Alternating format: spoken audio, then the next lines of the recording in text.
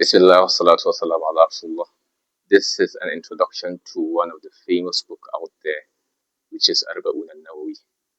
This was authored by Abu Zakaria Yahya ibn Sharaf An-Nawawi, and inshallah we're going to discuss every single hadith from hadith 1 to hadith 42.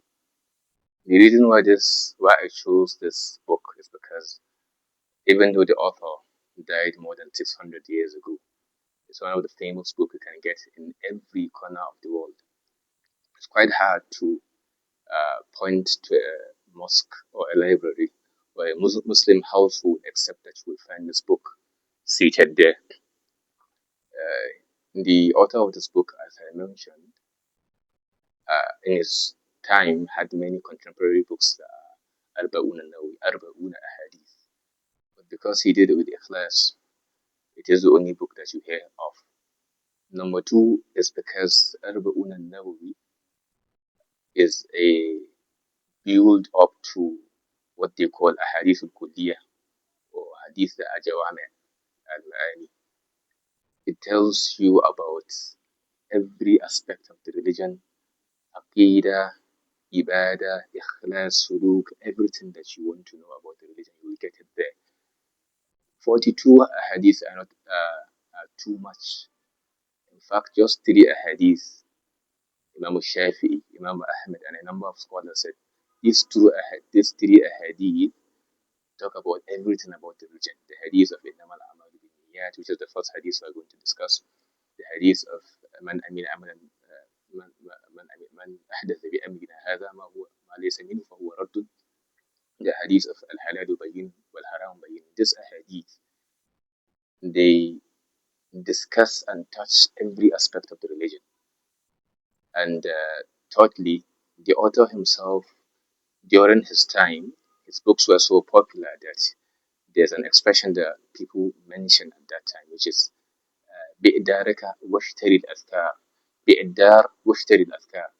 Make sure you sell your property, your household, you sell your house and buy the book of An-Nawawi, like Al-Azkar. A few things about the author is, his name is An-Nawawi, or An-Nawawi, based on the location he was brought up in. You can see An-Nawawi, you can see An-Nawawi.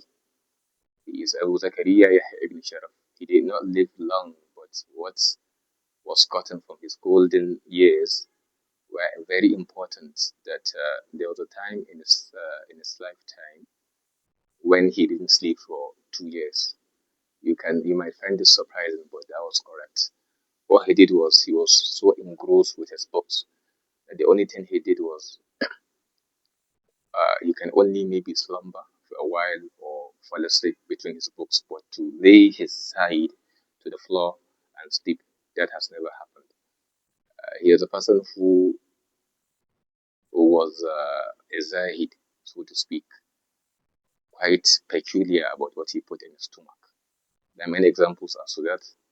Another thing is Arba'un An-Nawawi was a build up to another book, which is the book of Ibn Salah, Hadith al-Kulliyah. That book has about 17 hadith. So when Imam An-Nawawi came, he pulled upon them and made them to be 42 in number. And afterwards, the funny thing is, Ibn Rajab also came and added 8 more hadith to make them 50 hadith, so that they will encapsulate almost virtually every aspect of religion, even though the 42, as I've mentioned, are more than enough.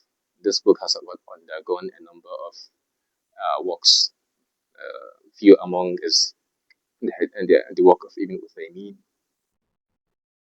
the work of Ibn Uthaymeen, and the work of Ibn Rajab. The aim of this is to squeeze and extract as much benefit as we can, and to give an action plan for every hadith, so that number one, you know how to read the hadith. Number two, you have good understanding of the hadith, because diraya is just as important as riwayah. And then number three, you integrate it in your day-to-day activities. Inshallah, this is our plan, but Allah is the best of planner. We hope Allah assists us, and inshallah you can subscribe if you haven't done that already, so that you'll be a part of this journey. Assalamu alaikum.